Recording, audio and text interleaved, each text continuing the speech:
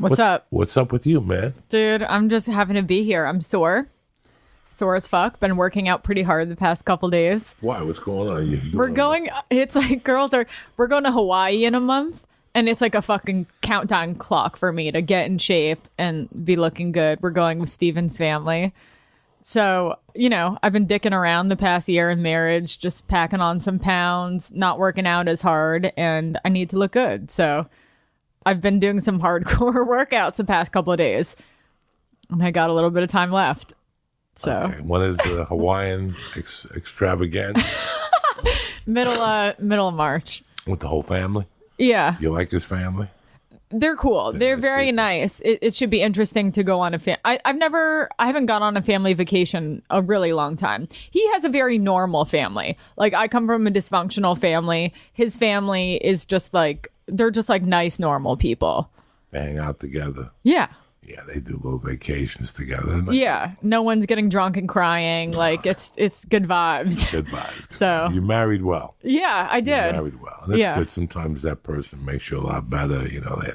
That family influence is pretty good to have. But no, I was just thinking about you the other day. I thought about you a lot because we worked together in Tempe. We had a smoke and 6 shows. And I just wanted to tell you that you impressed me more than what I thought you were going to impress me. Really? Yeah, like you really impressed the shit out of me as a feature act. Like you were a lot better than I thought you were going to be. Like I've only seen you at the store doing bits and pieces, but I got to hear you. It's really weird how I judge comics. I could just listen. I've been doing it for that long. There's a scene in The Sopranos when Christopher Moltisanti brings Hesh music, and he's like, "I'm telling you, that's good music," and Hesh is like, "That sucks." And you think the guy's being arrogant. After somebody's been doing something for 25 years, they know what the fuck is going on. I could hear. I could hear. I've been trained to hear up to the last minute. I know when you're bombing. I know when you control them, when you don't say anything to let them settle.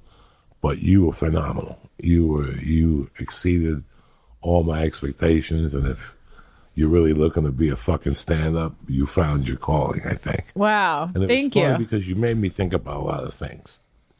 You made me think about a lot of things that I call injustices towards comedians. But they're injustices towards comedians, but comedians also have to get balls to do it. You asked me something. You said, did you have a lot of hard times trying to get work when you were a feature act? Absolutely.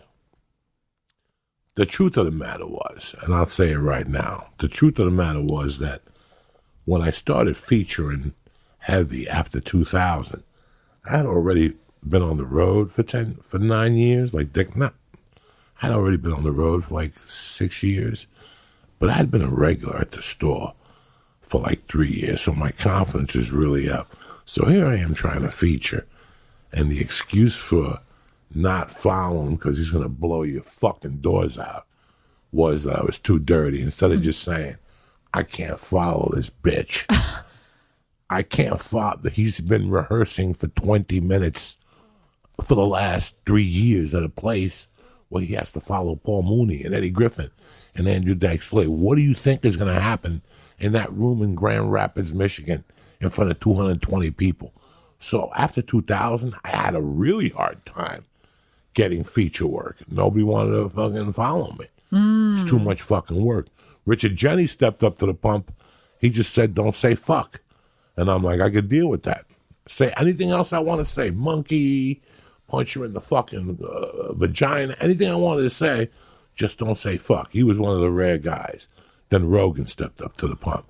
But besides that, there weren't too many people because when you're dirty, okay, so if I go out there and I start throwing heat and I'm saying fuck, if you go up there for a pussy comic, he's going to say, well, she's going to say fuck before me, and it's going to lessen the intensity of my fucks.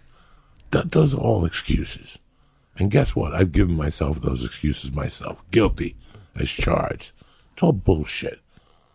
You go up there and you don't worry about who's in front of you. You don't give a fuck. You go up there and you worry about yourself. If you sit back there and watch that comic and let that comic get into your head, you're losing this battle. if you look behind the curtain and see people with white hair, like I remember when I was a young comic and I'd see people with white hair, I'd panic, or it was always the crowd. This is just about you. You know what? If she says fuck, you go up there and your fuck has to be a lot better. That's it. That's it. But there's so many taboos to that question that you asked me, and I couldn't answer you that day because people kept knocking on the door. What music do you want? Are you hungry yet? You really can't get into a conversation. But those are the taboos of being a dirty feature, that nobody will fucking work with you, because there's some people who would just, listen, if you go up on stage and start talking about the fetus and the boy, the baby, that's not funny. No, that's like you're trying to shock value. Audience, Yeah, and you're trying to burn them out. You're trying to really burn them out. They could have just stayed home and watched the fucking movie Don't Fuck with Cats. Yeah. You know, I'll just stay home and watch Don't Fuck with Cats and get depressed by myself. But there's people who are actually dirty and they got something to fucking say. And I don't care if it's about their vagina or their asshole. When I call that booker and I tell him I'm the headliner, if Chelsea goes on stage and goes, well, something funny happened to me on the way here, and all of a sudden you rip your clothes off and you put a sparkler in your pussy and you shoot octane flames at it, and if you do that for 19 and a half minutes, I better think of something to follow in those 19 and a half minutes. You know what I'm saying? Uncle Joe better run to the gas station and get gasoline and douse it on himself and light his feet on fire. You have to do something. Yeah. That's why you hire that feature act, to make you work a little harder, to remind you that you just don't want to go up there and just do your thing. I want to look at that feature act. I want to bounce something off her. I want to work off her. And you were very good. Thank you. We can end the podcast right now. That's what I wanted to tell you. No, I appreciate that. And like, it's great going with you because I really feel like I could do me.